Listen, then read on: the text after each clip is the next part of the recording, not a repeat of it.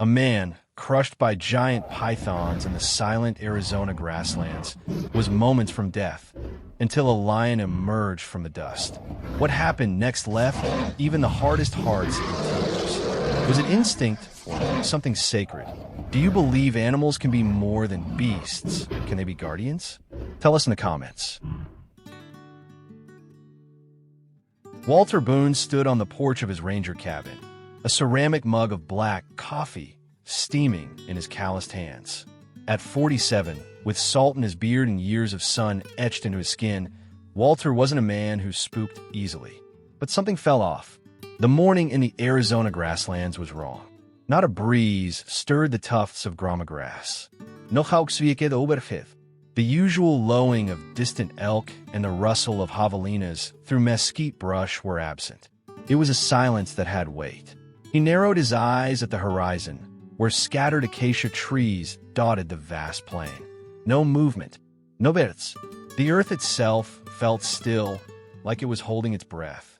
Walter took another slow sip. Something was calling him. Not in words, deeper. Instinct. He set his mug down, left his walking stick leaning against the wall, and walked off the porch. His boots crunched the dry grass, the sound far too loud in the silence. He didn't know where he was going. He just let the strange pull guide him. Each step felt deliberate, the earth beneath him brittle yet unsettled, like something big had passed recently. And something was waiting. Walter arrived at a clearing he'd walked 100 times before. This patch of open land was usually pocked with elk trails or the dainty prints of jackrabbits. But today, the scene was unfamiliar, disturbing. He crouched low, scanning the tracks. Drag marks. Thick grooves carved through the dry soil, erratic and wide. No claw imprints. No off marks. Just long, snaking trenches, as if something massive had slithered through. He pressed 2 fingers into the dirt. Still damp. Not coyote, not cougar, and certainly not a rattler. These tracks were from something far too large, and something that didn't belong here. He followed them to the edge of the brush. The grasses were parted. Some still slowly bent back into place, telling him, whatever it was, it had just passed through. A sharp pain shot through his calf. Before he could react, Walter was yanked backward and slammed into the earth. The breath fled his lungs as a thick, muscular coil wrapped around his legs. A second serpent, thicker than a fire hose, curled around his waist, squeezing, crushing his ribs like paper. His vision flashed white as the pressure climbed. He kicked, thrashed nothing. 2 pythons, massive, non-native, likely released illegally and now thriving in the heat of the grasslands.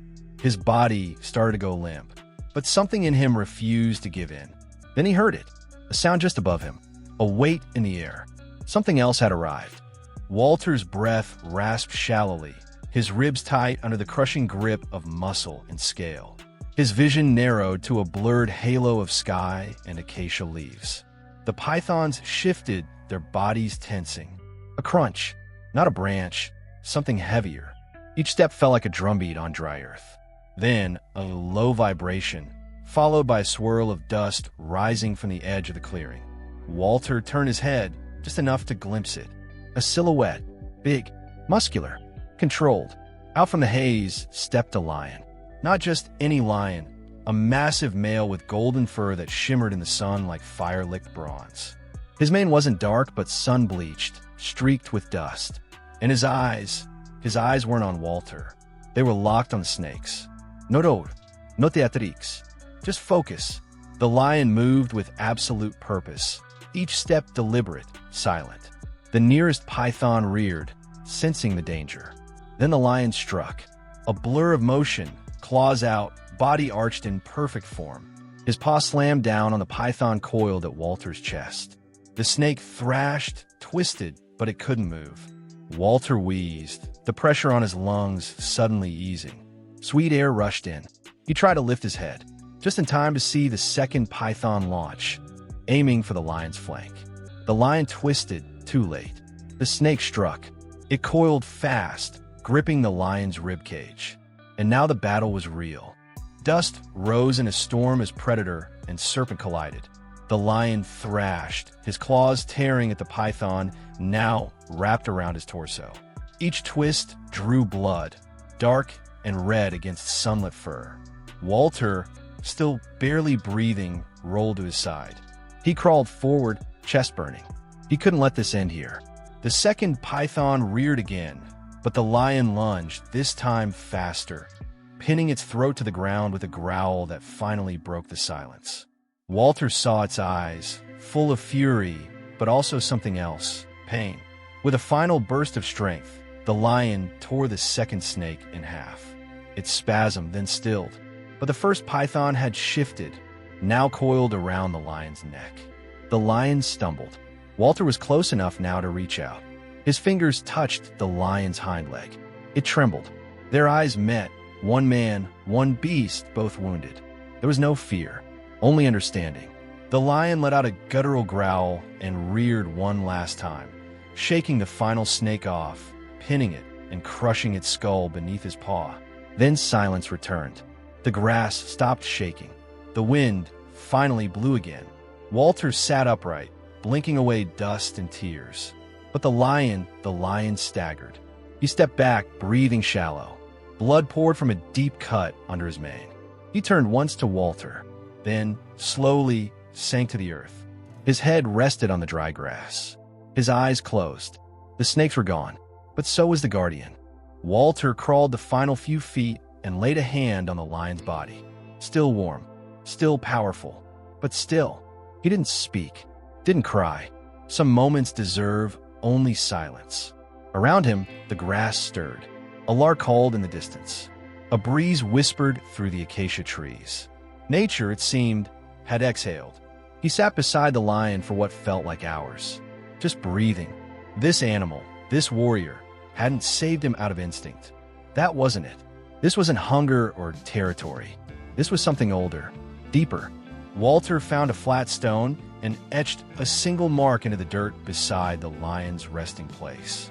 Novidabe, just a reminder, a monument to a moment few would believe. He stood at last. His ribs ached. His legs barely worked. But he turned back toward home. Not the same man who had stepped onto that porch. Back in his cabin, Walter washed the blood from his hands and wrote everything down. He didn't call in, didn't tell the department. This wasn't a report for some wildlife database. This was for something older, something sacred. He wrote it for you. You, the one listening, watching, wondering if what he saw was real. Because here's the question that matters.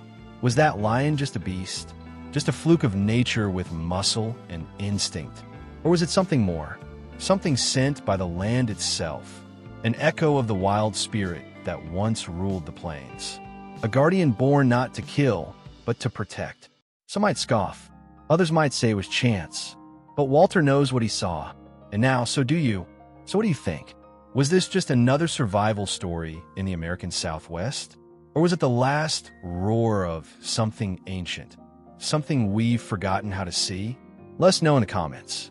If this story moved you, if it stirred something you haven't felt in a long time, like the video. And don't forget to subscribe to the channel, because out there in the wild, stories like this are still being written, and we're here to tell them.